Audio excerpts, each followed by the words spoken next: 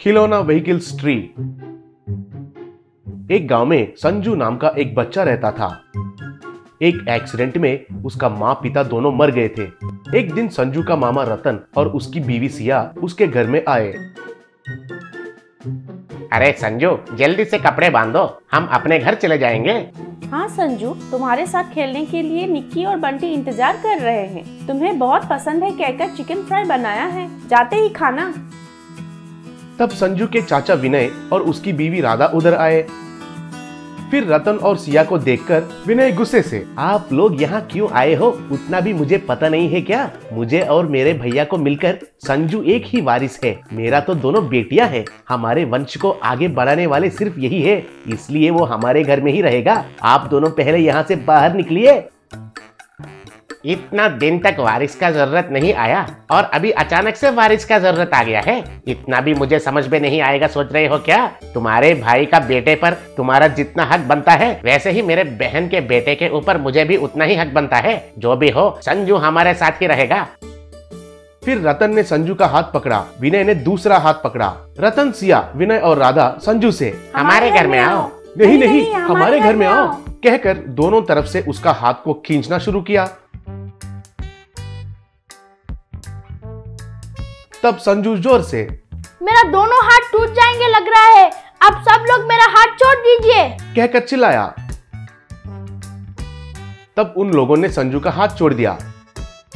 देखिए, अब लोगों को मेरे ऊपर इतना प्यार क्यों आया मुझे पता चल गया है। ये घर और हमारे खेत से आने वाला पैसा के लिए ही है ना?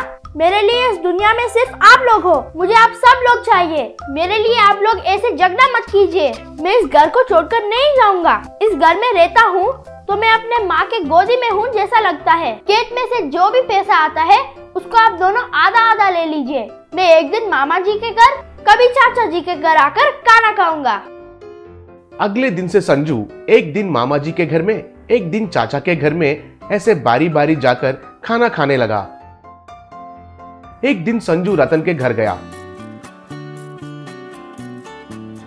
मामा जी, स्कूल में मिनी कार रेस होने वाला है। मुझे एक मिनी कार चाहिए मामा जी, मुझे खरीद कर दो ना। क्या रे, मुझे पूछ रहे हो? है ना तुम्हारा चाचा जी, दोनों घर का एक ही वारिस है, कह रहा था ना। तुम्हें जो चाहिए जाके उनसे खरीदवाओ। मुझे जो मिलता है उस हिस्सा में तुम्हें खाना खिलाना ही ज्यादा है। अगले दिन संजू विनय को भी रतन को जैसे पूछा था वैसे ही कार खरीदने के लिए पूछा। है ना तुम्हारे मामा जी, मेरे बहन की बेटा है, मेरा हक बनता है उसके ऊपर कहकर आया हुआ हिस्सा में आधा तो छीन लिया, जाकर उनसे ही पूछो। तब संजू कुछ भी कहे बिना गांव के बाहर जंगल में जाकर एक पेड़ के नीचे दुखी से बैठ गया। तभी उस तरफ आ रहा एक मुनीश्वर ने संजू को देखकर, क्या हुआ बेटा? फिर संजू ने जो भी हुआ उसे सब बताकर, अगर मेरे माँ पिताजी होते थे तो सिर्फ मुझे ही नहीं, मेरे सारे दोस्तों को भी मिनी व्हीकल्स खरीद कर देते थे। मेरे मामा जी और चाचा जी ने मेरे सारे पैसे आधा आधा बांटकर मुझे पूरा खराब और जला हुआ खाना खिला रहे हैं। ऐसे और कितना दिन चलेगा स्वामी? मैंने क्या पाप किया था जो भगवान मुझे सजा दे रहा है? तुम कुछ भी फिक्र मत करो बेटा, तुम्हारे मुश्किल का हाल निकालने के लिए ही भगवान ने मुझे तुम्हारे पास भेजा है। मैं इस पेड़ को एक मंत्र दे रहा हूँ। इस पेड़ में तुम्हें जो भी मिनी व्हीकल्स चाहिए वो सब रहेंगे। तुम्हें जो भी गाड़ी चाहिए उसे लेकर तुम्हें जितना देर तक खेलना है उनसे खेल सकते हो। तुम्हारे दोस्तों को भी जो गाड़ी चाहिए वो भी पेड़ को मांग सकते हैं कहकर आशीर्वाद देकर मुनीश्वर वहां से गायब हो गया।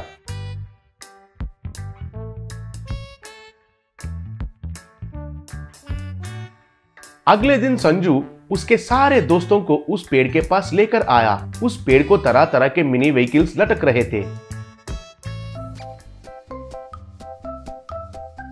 संजू के सारे दोस्त वो देखकर हैरान हो गए। ए संजू, मुझे मिनी जीप चाहिए यार। तभी पेड़ से एक मिनी जीप उस बच्चे के सामने गिरा। फिर सबने तालियां बजाए। अरे, मुझे मिनी बाइक चाहिए यार। तभी बाइक आकर उस बच्चे के सामने गिरा। फिर सब बच्चे उस पेड़ को जो जो मिनी व्हीकल्स चाहिए वो मांगने लगे। फिर खुशी से जितना देर तक चाहिए उतना देर तक खेलने लगे।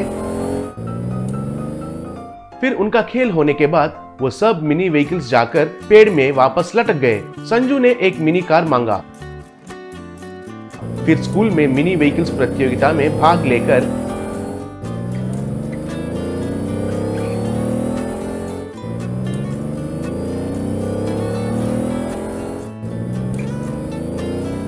पहला इनाम 1 लाख रुपए जीता।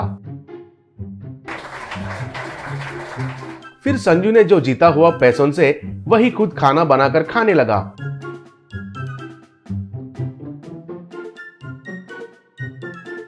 फिर उसके सारे दोस्तों के साथ मिलकर हर रोज उस मायावी पेड़ के पास जाकर जो चाहिए उन मिनी व्हीकल्स के साथ खेलकर खुशी से रहने लगा।